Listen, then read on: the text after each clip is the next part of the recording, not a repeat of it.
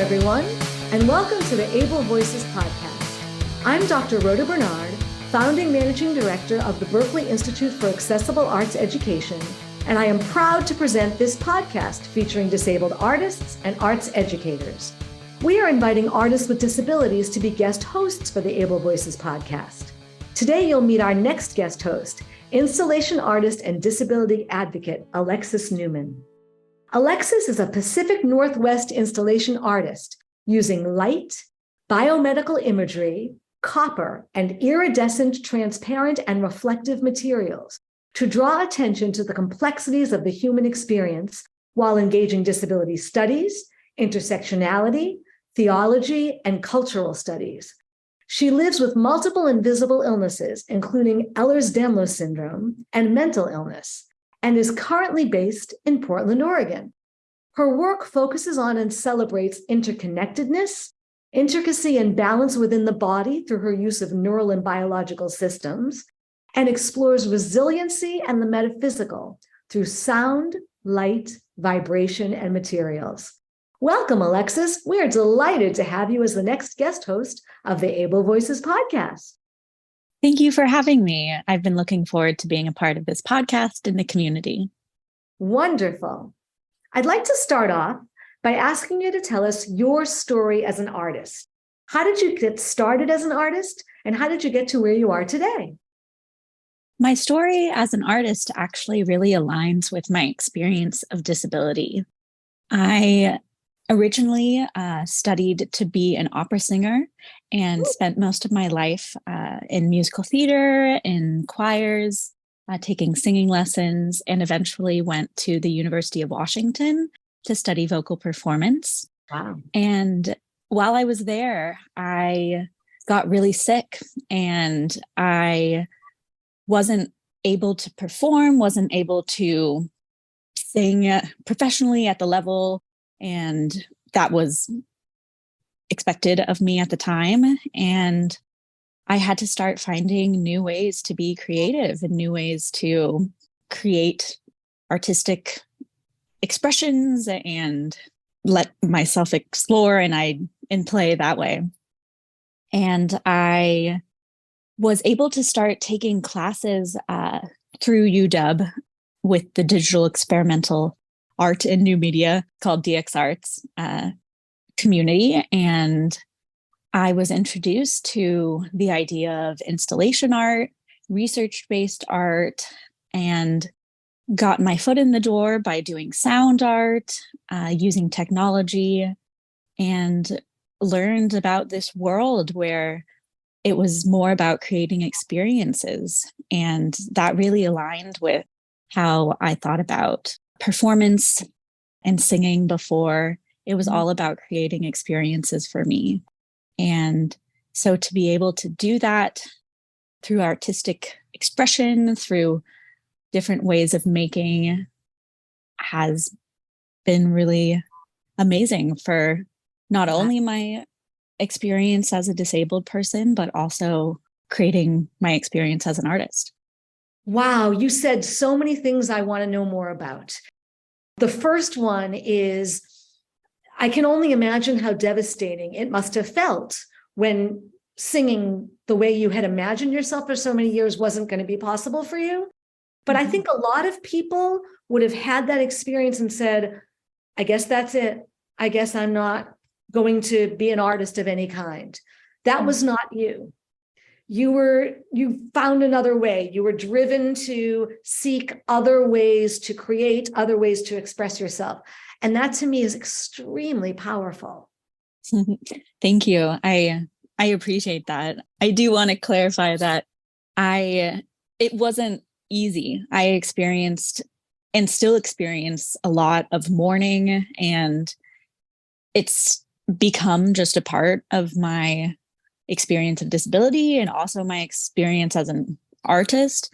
That resiliency that is kind of expected within our society and especially expected with people who have disabilities is very difficult to navigate. And I think it is really important to rest and take time to mourn. But it is true. I like to create. I like that you made that more complicated, because you're right. There's this narrative in our society about resiliency, and it sounds like a straight line and like it's easy. So you also mentioned a couple of things that I think our listeners need to know more about. What is installation art? What is research-based art? Yes. So installation art, I would describe as creating work that immerses the viewer or the participant in this world. It engages numerous different senses, whether that is seeing, hearing, sound, smell, touch, is focused more on the actual experience of the art instead of one artistic piece. So instead of, even though all art is experienced, installation art is a bit different because it tends to be very conceptual. And that's what I mean by research-based art. I see.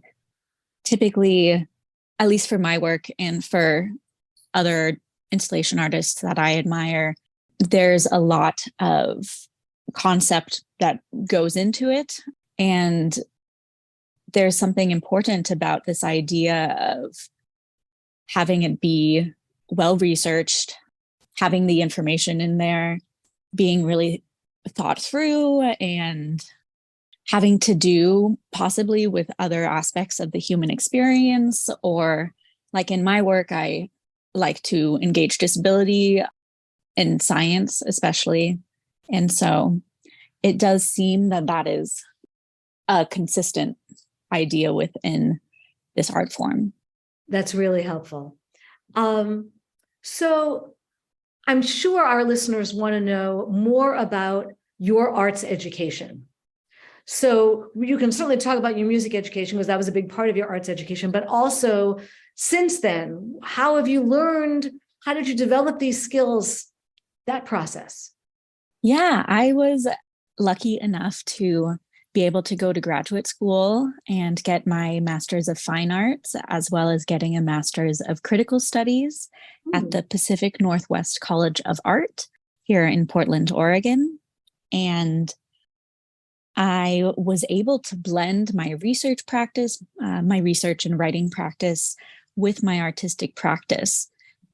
They were intertwined, and that was something that I was having a hard time figuring out how to move forward in my arts education, because for me, my writing, my research was integral to my artistic practice. They were inseparable. And so I needed to find a program that had that built into it. And I was able to find that through Pacific Northwest College of Art. I will probably call it PNCA. That's how it's called. Sure. So when you say, I understand what you mean about the two of them being intertwined. So you were taking classes and engaging in experience where you would be conducting research and creating art that fed into each other. Mm-hmm. Can you give us an example of a project that you did? Yes. I guess I can talk about my first experience where I was able to blend research and art at University of Washington. There was a summer institute in the arts and humanities, and it was a part of the Mary Gates undergraduate research symposium. And I was encouraged to do research in the arts and humanities while also having some sort of exhibition. And my research at the time had to do with sound and music and the expression of it physically, and how to visualize it in ways that had to do with this physics, scientific viewpoint of music and sound. So I created these spectrographs. They were called spiritual vinyl spectrographs. And I created the spectrographs on vinyl and displayed my research that way. And so that was my first experience with research and art combined. I used popular music within different religions to view that. I love that. And that's a great example. And people who are listening can't see this, but the way that you smile when you talk about this work is pretty awesome. Clearly, this is very deeply connected to you and your heart, which I love. Thank you. You are a very active artist. Can you tell us about your current work? Yes, I have been experiencing a period of burnout following my graduation from art school. And I just want to throw that out there and normalize that, because I think, especially as disabled artists, that's going to be our experience a lot of times. And even though I, of course, constantly feel guilt and shame, I try to remind myself that this is a part of being a disabled artist and this is important. But I am currently working on a platform for disabled artists to share their own work, and was excited to get the Precipice Fund through the Portland Institute of Contemporary Art. It's a grant here that supports community-based art. I'll be having an exhibition featuring some other disabled artists. And I also have been working on my neural art installations that have been featured throughout some light festivals in the Pacific Northwest region. I've been able to do it throughout Washington as well as Oregon. And this work is called the Neural Nebulous, and it uses LEDs and copper wire to reimagine our neural imagery in a way where we can see new neural pathways zipping and zooming throughout the brain and visualize this really complicated system that is so important to our bodies and how we live. It started from my experience of having migraines, chronic migraines all the time. And I wanted to create knots instead of trying to undo knots. And so I've had a lot of fun, and it's been very therapeutic to create these very large, knotted, interconnected structures and present them as a way of not only migraine activism, but also as a way to visualize something that we can't see. Wow. That's amazing. Thank you. What advice would you give to a young disabled artist?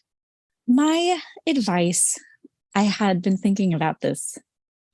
My advice is to make what you can when you can and embrace your identity as a disabled artist, not confining yourself to that as a label, but embracing it as a part of being able to live a full human experience. That's something that all of humanity will get to share in at some time. Disability is.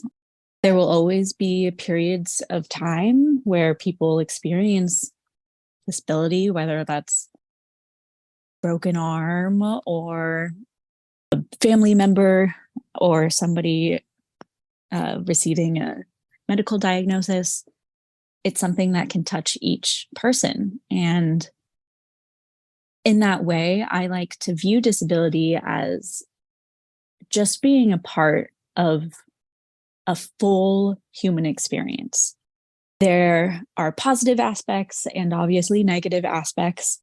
But embracing it in that way and using it to create work, to connect with other people is a way that I think that artists have a special ability to connect with people.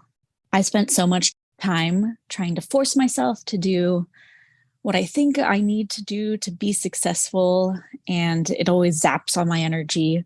Sometimes doing little things and doing what you can blossom into practices that you never knew were possible before.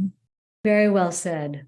I want to thank you for sharing your thoughts and your experiences with us today. I know our listeners really enjoyed it, I'm sure.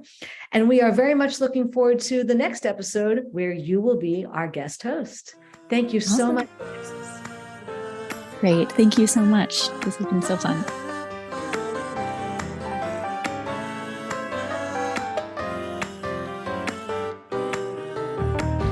Able Voices is a production of the Berklee Institute for Accessible Arts Education, led by me, Dr. Rhoda Bernard, the founding managing director. It is produced by Daniel Martinez del Campo. The intro music is by Kai Levin, and our closing song is by Sebastian Batista. Kai and Sebastian are students in the arts education programs at the Berklee Institute for Accessible Arts Education. If you would like to learn more about our work, find us online at berklee.edu/BIAAE or email us at BIAAE@berklee, that's LEE.edu.